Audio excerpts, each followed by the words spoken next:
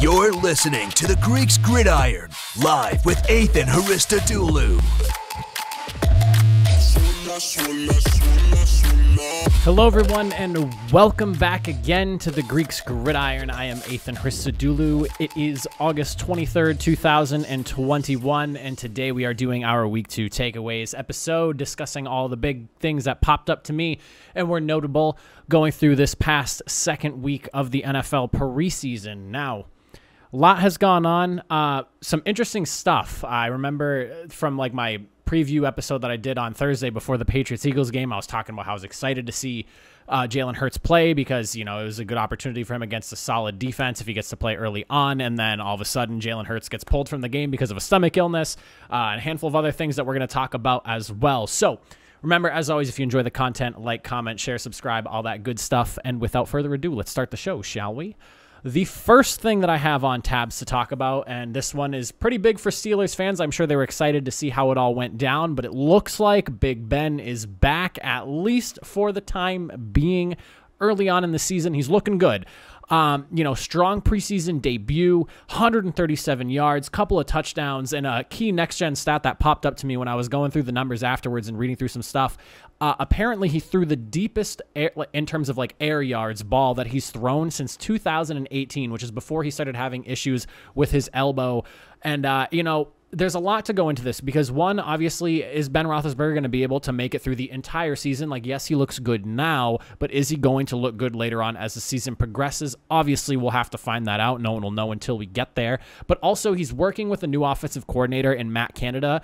And honestly, from the first time for these two to be playing together, the fact that Roethlisberger was able to put together almost 140 yards and a couple of touchdowns, things are looking good with the offense. Roethlisberger looked clean. He looked like he was able to, he looked like almost like the Roethlisberger of old. I know he looked strong early on last year and kind of faded towards the end of the year. That's probably going to be the biggest question mark at this point is, can Roethlisberger play through the year? Also, he was saying that, with last year, it was weird for him because he wasn't sure how he was supposed to feel with his elbow and everything. He says, and from what I've read, it sounds like he feels a little bit more comfortable being a year out from the surgery. And now that he knows how he knows what he's supposed to feel like in terms of post-surgery feeling, it sounds like he's a little bit more confident in himself, so maybe that'll turn into a plus for Pittsburgh. He's already playing on a discounted deal, kind of a short leash. We'll have to see what happens there. We obviously have Dwayne Haskins and Rudolph sitting in behind him. I don't know if either of those two guys are going to be the answer for this team, but right now, at this current moment, things are looking good for Roethlisberger. Hopefully, he can keep it together. There's a lot of wide receiver talent over there in Pittsburgh. Running back talent with Najee Harris now in the backfield as well. And, of course, there's so much talent in the skill position area of Pittsburgh. We literally have Washington who's trying to get out of there. So, a ton of, upside for Pittsburgh, potential upside, I should say. But so far, so good. Things are looking good. A lot of exciting stuff coming out of that first game for Pittsburgh. Now, on the topic of offenses, the second offense I'm going to bring up here for today is the Minnesota Vikings. And, it's interesting because I was talking a lot about their defense the last few weeks, and now going through our second week of preseason, they are struggling. And I understand this is not the full-blown offense they're going to be running. Nobody's really getting as much time as they would normally get during the season. I get all that. No need to fire in the comments about that. Trust me, I know. But the fact that they have gone 2 weeks without a touchdown scored is a little bit alarming. Kirk Cousins didn't look great at 5 for 7, 23 yards when he was playing earlier. I don't know. Again, I understand this isn't the offense, but some red flags are being raised. The fact that there hasn't even been a touchdown scored, that this speaks more to the depth than anything else. We don't really know how vanilla of an offense Minnesota's running. I have their wide receiver tandem as one of the best in the league. Kirk Cousins is a very serviceable quarterback. He's done a very solid job in his time in Minnesota. Just a little concerned. I said earlier on, I think it was a week or two ago, where I said this team was going to go as far as the defense allows it to because the offense was really strong last year, and I expect it to be even stronger this year. But after these first couple of weeks, again, I know it's preseason, but just a little bit of a flag going up there to keep an eye on. Is Minnesota going to struggle this much as we roll through the year? It's obviously something we'll have to see, but something to keep of note that Cousins hasn't looked great. No touchdowns so far from anybody, the starting offensive players that have played or even backups. A little bit of concern there. Not a ton, but a little bit of concern there. Now, flipping to the other side of the football, we'll talk about the Broncos defense. This is, you want to talk about teams with no touchdowns over the last two games here. The Denver Broncos defense has looked great regardless who has been on the field, whether it's starters, backups, everyone. They are just shutting things down. There's so much conversation going on in Denver about like the quarterback battle and Teddy Bridgewater and Drew Lock. And while that is a big headlining thing, I feel like this is like, if there was a solid quarterback, in that spot and they knew who their starter was going to be, this would be talked about a lot more. But because the quarterback position is up in the air, it's going to take all the conversation out of Denver. But no touchdowns allowed so far in the preseason. They've been looking fantastic. Patrick Surtain in his first game, he looked amazing, and I'm sure he's coming back from his injury soon. He hurt himself, but it doesn't sound like it was anything too serious. But with Ravon Miller returning, Nick Chubb, Pat Surtain, a lot of, they have one of the best safety tandems in Kareem Jackson and Justin Simmons. There is so much to like out of that defense in Denver. And while all the conversation is focused on what the heck they're doing on offense with the quarterback position, people need to start taking notice. Again, I know it's the preseason, but regardless of who is on the field, that defense is lights out. It's looking very strong. So not only, are their starters going to be great, but their depth looks like it's going to be solid as well. Denver is a team that their defense is playoff ready. It's just a matter of, can one of these two quarterbacks that they have dueling on the other side of the football, really take that next step above and lead this team on and, not have the offense lagging behind such an amazing looking defense going into this year. It sounds like from what Fangio has been saying, there could be a decision on the quarterback within this week. I'm expecting there to be one. I feel like with all the quarterback conversation talk and him actually saying that as soon as next week is a possibility, we're probably going to get an answer. He said it would be later in the week from a statement he made after the game. So we'll keep an eye on that. But Teddy Bridgewater with the starters this past week looked really good. 9 of 11, 105 yards, a touchdown. Drew Lock got the start with the starters last week. He also looked really good as well. So ultimately, I think it's going to boil down to just what has Denver seen in practices and not during the live games that we've been able to watch ourselves. But exciting stuff boiling for Denver. It's just a matter of, can that offense match how good that defense should be as we go into this next season? Now, moving away from teams altogether, we're just going to focus on a couple of individual players here for the next few topics that we have. Next, I want to talk about is quarterback Trey Lance. In my opinion, he had a solid day. He did start out really shaky. I will totally be transparent with everything I saw. Looked a little rough, was not really completing much early on, threw the pick, but the fact that he was able to be resilient enough and battle back and able to put up a couple of touchdowns, he had some really solid throws. It's showing really good signs. The athleticism he has, then the ability to throw the football, like those weird angles. He just has a really strong arm, and he's able to really zip the ball when he needs to, and he's actually showing the ability to even put a little bit of touch underneath his footballs as opposed to just like sending a rocket towards the receiver. It sounds like, and from what I've seen based off of the gameplay that we have from him, he's looking like he's really starting to find his touch. Obviously, there's still a lot for Trey Lance to put together here, but he's looking really good against, the second stringers, third stringers, things like that. And that's what you want. You want again, and a lot of people are looking at this like, oh, he's only playing backups. Don't compliment him too much. Don't crown him the starter. I know. But what he's being asked to do, he's doing at a very solid to even better pace. That's all you can really ask for, and I feel like anyone would deserve praise for that. If you're doing a good job in the job that's being assigned to you, no matter the circumstances, you deserve praise for it if you're doing a good job. And in my opinion, Trey Lance showed a lot of resiliency, and that's what you really want to see. A quarterback that's not going to throw an interception early on within his first 5 or 6 throws and then just completely crumble after that because he started out slow. He started out slow, picked up the pace, a couple of touchdowns.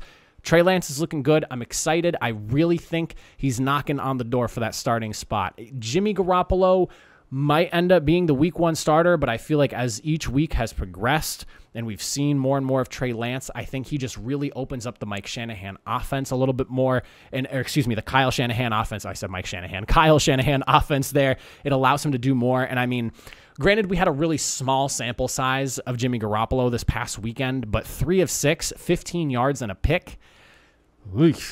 Not good. And that was first team reps right there.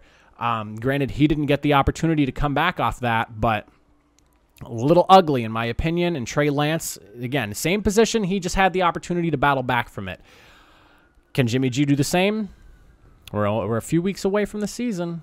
Who knows? But I don't know. That quarterback the no quarterback competition that's going on in San Francisco is starting to sound more and more like an actual quarterback competition. And the way Kyle Shanahan's saying some things and how he's not going to give an answer on a starting quarterback or anything like that. He went from Jimmy G as our starter to now saying, I'm not going to name a QB at this moment. It sounds like he's starting to think maybe Trey Lance will be ready to go. And I mean, the 49ers have really good skill position players at both wide receiver, running back. The line is really good. The defense should be great this year. I mean, putting Trey Lance in that position, it'll take so much pressure off of him. And I think that the system he is in with the talent that's around him on both sides of the football and the coaching that he has there, Trey Lance is in such a good position to succeed. I would love to see him start week 1. Obviously, you don't want to screw up any of his progression or just getting him ready to actually start, by rushing him in. But I'm excited to see where he goes, and I am pretty positive that we're going to be seeing him within the first few weeks, if it's not week 1 as a starter over there in San Francisco. A lot to like about what's going on with Trey Lance. Now, switching to wide receiver, this is something that if you're from the New England area, I'm sure you've been listening about this all offseason, and you're probably sick of it, and it sounds like we're going to get another month of it at least. So this one hits a little bit closer to home for me since I'm from the New England area. Nikhil Harry, man, the guy can't catch a break, and, both teams, or both sides, rather, of this little tandem here, Nikhil Harry and the New England Patriots, sound like they want a separation. Nikhil Harry wants a fresh start. It sounds like the Patriots have been trying to get something for him in trade, and it looks like they were really hoping Harry would do something of substance in the preseason and allow them to move him for, even if they got like a 5th round, 6th round pick for him, at least you're getting something. But I mean, the former 1st-round pick is down. He's out, shoulder injury on a play that, he really did not need to extend out and dive for the catch. He didn't even make the catch on top of that, hurt his shoulder, and what was supposed to be day-to-day has now turned into, it looks like it's going to be like about a 4-week injury. Tough for both sides, because at this point now, Nikhil Harry's shelved, does not get another opportunity in week 3 to put up any sort of, anything for the Patriots to use as trade bait. And this is just going to cause something that's already kind of ugly when especially if you're from New England and you listen to the conversation about it, and it's just going to get messier. Hopefully Nikhil Harry gets back, quick, sooner rather than later, and both sides are able to figure out something where, whether it's just a straight up release or if they do get a trade for a 7th round pick or something like that, Nikhil Harry gets a fresh start. It's been really crazy to see because Nikhil Harry has all the physical traits, big guy, big hands, not just everything that you could ask for in a 1st round wide receiver pick, and he's just not able to put it all together, at least in this New England system. So maybe going somewhere else, getting a fresh start, will help him and motivate him a little bit more. But this whole situation is ugly. The injury is unfortunate. Hopefully that this does not continue on after this shoulder injury, and that Nikhil Harry can find his way out of New England in some shape or form. Now, something that I want to discuss. It's becoming almost a hot topic and almost a confusing topic for me. Over in Chicago, Andy Dalton was crowned QB1 a couple of months ago. I think as soon as they signed him, they just tweeted out QB1 or whatever it was that they did, which in my opinion was so premature to do that, but they were like QB1 for whatever reason. Should the Bears start Andy Dalton or Justin Fields? We're going to dissect this conversation a little bit here. Just based off of last week's performance, we'll just throw up the numbers here so you guys know what we're working with. Andy Dalton, 11 of 17, 146 yards, touchdown pick. Justin Fields, not great accuracy-wise, a lot of missed throws, 9 of 19, 80 yards, but he did have 46 yards on the run, and, he was really making some solid plays moving with those legs. Now, Fields showed his more rookie side this week, I would say. Last week, he lit it up. He was my first story when we started talking last week when we were reviewing the first week of the preseason. And I mean, he looked awesome. He looked great. This week, he looked more like a rookie. You saw that he was struggling more, not making certain checks and things like that in certain situations that he probably should have. He showed that he was, still a rookie, still learning. I think it helped kind of cool the heads a little bit over there in Chicago and everybody else, and even myself included on that one. But he also really showed off what he can do with his legs. Like I said, 4 carries for those 46 yards. I saw a couple of them that were just 10-yard rips for first downs. It was really nice. Dalton's been solid. He's been the veteran that you'd expect from him to be. He's been around the league for, I don't know, I think 10 years at least or something like that now. If he's been around for a while. He's been solid, couple of mistakes here and there, but safe with the football overall for the most part. And, he's moving the chains per se. But no real scoring coming from Dalton. And, for somebody who just proclaimed that it is his time to be the, QB1 over there in Chicago, did not really do anything to make me say that, all right, yeah, Andy Dalton really needs to be the starter week 1. From what everything that I've read, everything that I've seen, it sounds like Chicago's a little hesitant to put Justin Fields in. One, because obviously, especially based off this last week, he's still learning. He's still, growing into the role as a quarterback in the NFL. And it seems like there's a little bit more work than maybe last week led us to believe initially. Now, the O-line is in a tough spot with Chicago, so that's probably one reason that the Chicago Bears are a little hesitant to maybe just throw Justin Fields into the fire week 1. So the more I look at things, there's a lot more of an apparent issues with this offense that is really going to hold them back, which is unfortunate because the defensive side of the football over in Chicago is set, ready to roll. That's another example of a playoff ready defense that's going to potentially be held back by the offense. Justin Fields' skill set, I think, alleviates some of the issues that they have with offensive line. And I think it's better suited, especially because, when you think of guys that they got rid of during the offseason, Charles Leno Jr., and then they brought in somebody from the draft like Tevin Jenkins, who then goes down with an injury, it sounds like the offensive line is going to be in a tough spot, at least for the first half of the season-ish, around there, depending on how quickly Tevin Jenkins makes his way back in. And that's if he doesn't have any setbacks or anything. So it's a tough spot with the offensive line, and, we've all seen what can happen when a quarterback isn't protected well, a la Joe Burrow, a la, Andrew Luck from a few years back. So you can see what happens when you lose a quarterback due to poor offensive line play. You don't want that happening to Justin Fields, so I can understand the hesitation maybe. On top of that, the skill position players, while you do have Allen Robinson and somebody like Tariq Cohen, there is a little bit to be desired from the team offensively, and there's a lot of unknowns. They brought in somebody like Daz Newsome, who is now, he's going to be gone for the year. He got hurt during the offseason at some point. So, there's just a lot of uncertainty with the offense, and it's starting to make more sense why the Bears are more so hammering the table that Andy Dalton's going to be the week 1 starter. It sounds like, Dalton's been around longer, so I think he can handle an offense that might struggle a lot more better than Fields, especially since he's a rookie. But in the long run, I think Fields is the right answer. It's just a matter of when Chicago thinks they're ready. I've also seen some people say that they don't think Matt Nagy is competent enough to handle this whole Justin Fields, Andy Dalton thing, and that he should be out of there. It's up to you really to decide. I think overall Fields is the better fit for the offense, and it'll help them more because he has more mobility than Andy Dalton to deal with that poor offensive line play. It's just a matter of if he is ready to handle that out of the gate. And the only people that can really decide that or really see that is the coaching staff in Chicago. So there's a lot to watch. I think Justin Fields is the guy for Chicago. Hopefully all goes well for him and that line holds up, but a little bit nervous with what's going on over there in Chicago.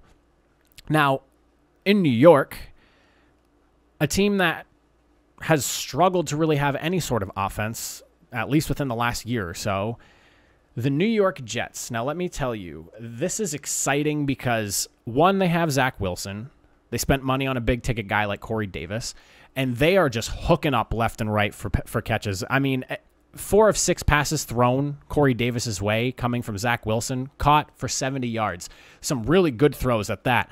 Zach Wilson's really starting to look good. He's really starting to piece it all together. He's 9 for 11, 128 yards, 2 touchdowns. He's really starting to show off. And again, I know backups and whatnot, but he's making good decisions. He's making all the right throws, and some of the placement of throws that he's doing are really good. So, there's a lot to be excited about over in New York. The offensive line should be solid. The skill position is really the only unknowns that we'll have to kind of see as the season plays out. Running back specifically, more so than anything. I think we're starting to see that the wide receiver room, because you have Corey Davis and Jamison Crowder as your 2 lead guys, should be a solid group to have Zach Wilson surrounded by. And I'm expecting that offensive line to, start to impress more and more as the season goes on throughout the year.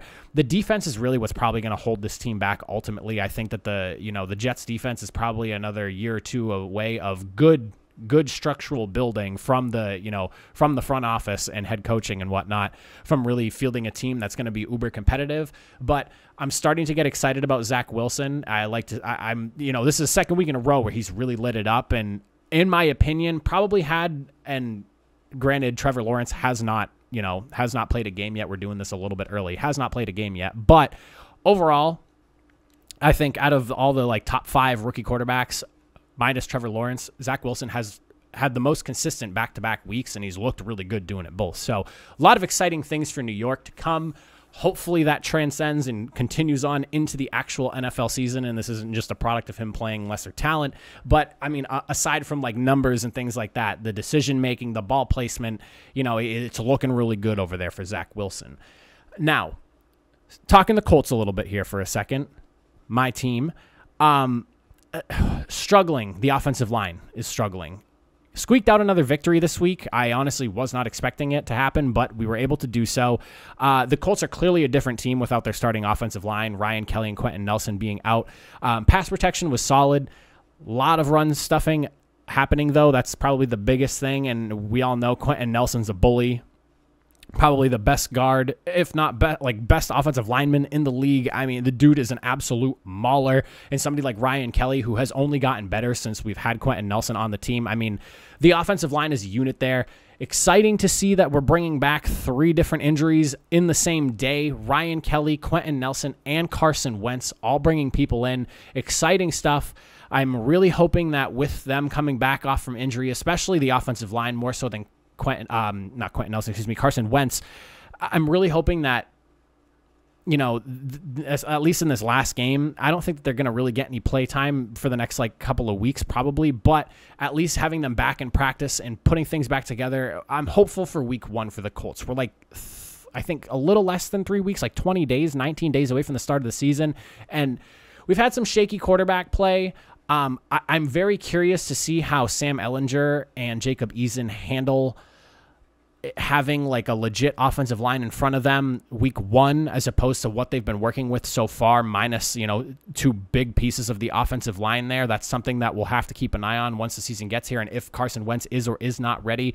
But it sounds like Nelson and Wentz and Kelly are all trending in the direction of being ready for week 1. It's just a matter of if we get there. And this is a big week for Carson Wentz. So a lot of stuff to keep in mind on for the Indianapolis Colts. This is like a team that has such a big unknown at the quarterback position. I don't know where you could really put them per se in terms of like ranking them amongst everybody else, but if all goes well and they get healthy, expect to see those Colts fighting for a playoff spot at the very least. I'm hoping as a Colts fan, Wentz is able to deliver. I hope he gets back healthy and that this whole foot thing was just a minor setback and he really is not as injury prone as Eagles fans have been shouting since they got rid of him, because that's just another face palm for me as a Colts fan if that's where we end up heading with Indianapolis and the Carson Wentz duo that we have paired together right now.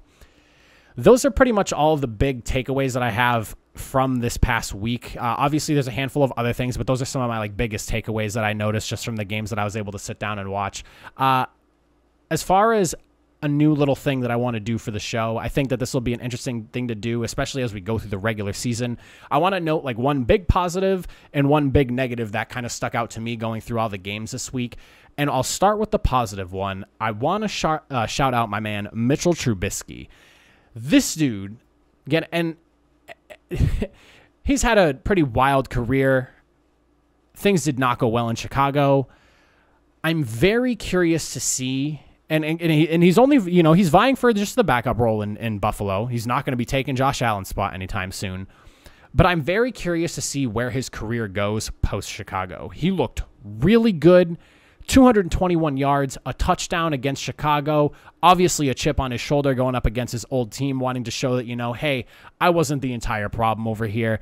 And I mean, you could not have asked for a better game for Mitch Trubisky in the time that he was allotted playing during that preseason game. A very big highlight in my opinion. A lot of other people are talking about it as well. I'm very excited for Trubisky. He's in such a good place to kind of like restart his career. Whether, you know, he ends up becoming a starter down the road or not, that remains to be seen. We may never get the answer to that until, you know, next year or the year after. But how good he looked and how prepared he looked, and you could just, it looked a little bit like a different quarterback. There was like an air about Trubisky that last season especially where like it felt like almost like his confidence was gone and he was just like shot as a player, but he seems rejuvenated over in Buffalo. So exciting stuff for him. Shout out to him. Good showing against his former team. In my opinion, probably the biggest positive that came out of this week. Now, we're going to jump on the negative. And I'm pretty disappointed in how this went down. And on top of that, this is, again, a pick that I have kind of scrutinized since the draft has gone down. Jamar Chase, 3 drops this past week. Only opportunities he had to catch the ball, all 3 of them are drops. I'm not sitting here writing off Jamar Chase. In no way, shape, or form am I doing that. However, you know, your big ticket draft signing, I mean, 3 drops in your first showing, it sucks. And there's also been like conversation of him and Joe Burrow having a hard time kind of really getting it to go like together during like practice and stuff like that. And the fact that it's showing up in games, I am somebody who is like hammering the table for them to get Penei Sewell. And while they have done a solid job kind of retooling their offensive line a little bit better than I think I initially realized, they have done a little bit to help that offensive line. Penei Sewell was sitting on the board, man, when they had the opportunity to draft him, and they went Jamar Chase. I understand the wide receiver quarterback hookup connection thing you wanted to have going there, but not a good showing this past week for Jamar Chase. That was probably my biggest letdown because I was excited to see them kind of get it together and see if, you know, just kind of see how the Joe Burrow, Jamar Chase thing looks in the NFL. And so far, did not look great just in terms of the drops, but that's probably my biggest low light from the week. I would love to know what you guys thought were kind of like your biggest highlights and lowlights of the week. Those are mine. But that is pretty much everything I have prepared for today's show. Obviously, we have the Saints and Jaguars going on tonight. We'll miss out on that completely. I might touch on it a little bit, or like on the socials or something like that. I might make a post or two just kind of regarding it here and there. I'm probably not going to do a whole post just for that one game. But overall, exciting week 2 of the preseason. We got the final week of the preseason coming up this, I think Thursday is when the games start again. So I'll have a video up on Thursday for that.